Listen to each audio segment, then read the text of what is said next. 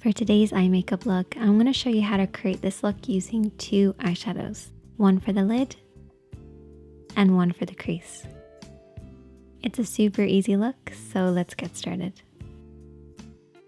So I've already started by priming my eyelids with a little bit of primer.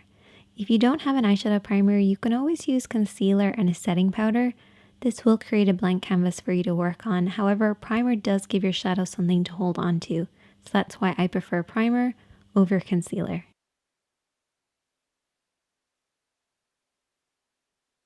I'm first of all going to take that crease shade, which is a matte tone.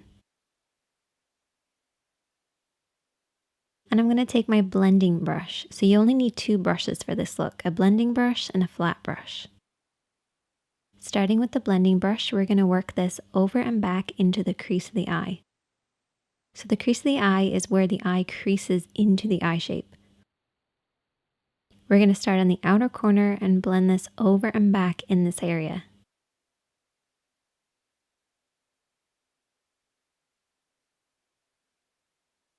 And I like to keep my eyes open so I can see the shape that I'm creating. Making sure the depth of color is right at the lower point of the crease. Blending upwards towards the brows and pretty much disappearing as it gets to the brow area.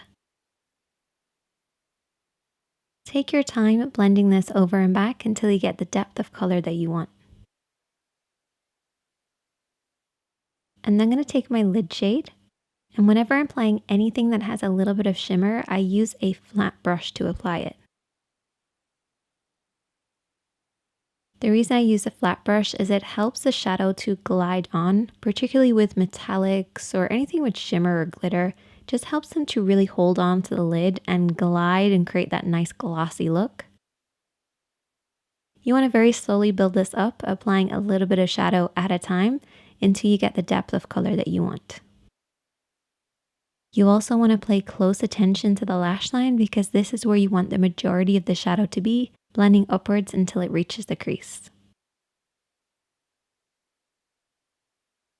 If you have harsh lines between your crease and your lid, take your brush and slowly smudge between the two.